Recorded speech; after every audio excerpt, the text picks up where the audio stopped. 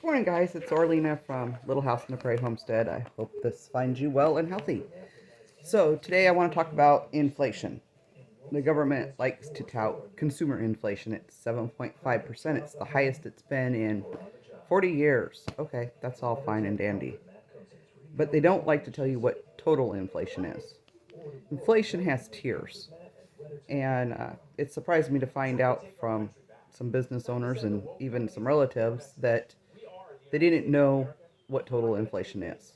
So I'm going to go through it with you just so you understand where your money is going and why you're not getting as much for your dollar anymore. So in order to get to consumer inflation, you have to start out with wholesale inflation. Then you got to add in production inflation, distribution inflation. Then you get to consumer inflation. You add all those together and it's your total inflation. So hopefully you guys will be able to see these, but here we go. Consumer inflation is 7.5%. Wholesale inflation, production inflation, distribution inflation, consumer inflation, total inflation. So we're going to go off of $100 to start out with. So when you do your wholesale inflation, so we're going to use $100. You want to buy $100 worth of something. So there's wholesale inflation added onto that. It's 9.7% currently. So you take wholesale inflation, your $100 times 9.7% is $9.70. So your $100 is now $109.70. Then you have to add in your production inflation, which is 7.2%. But you don't add that to the $100. You add that to the 109.70. So that brings us to that's another $7.99. So now your $100 is $117.59. Then you got to go your distribution because you got to haul the stuff. So distribution inflation. I hope you can see these good enough.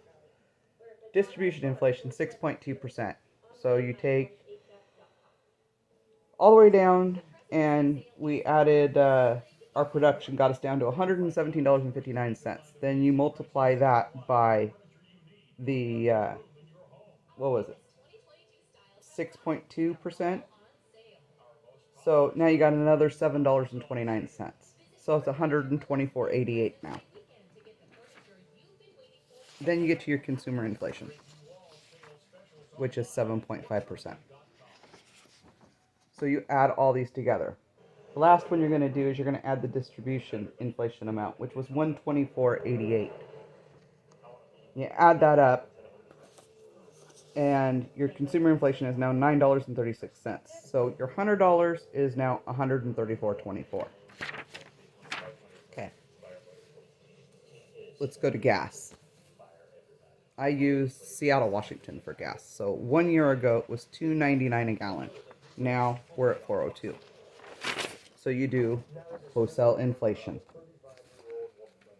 9.7%. 29 cents. So $2.99 plus 29 cents, $3.28. Got to take it to production. So now you take your $3.28 and you add 6.2%. You add 7.2%, which is production inflation. 24 more cents. So now it's $3.52. Then distribution. If you do distribution, it's at 6.2%. So you take the $3.52, multiply it by 6.2%, gives you another 22 cents. So you're at $3.74 now. And I'm hoping you guys can see this. If not, I'll add them in pictures how I did it. Then you get to your consumer inflation. So you're going to take your $3.74, multiply it by 7.5%, that's 28 cents, which brings us to 402. So $2.99 to 402, because you got to go through all those steps and it compounds as it goes.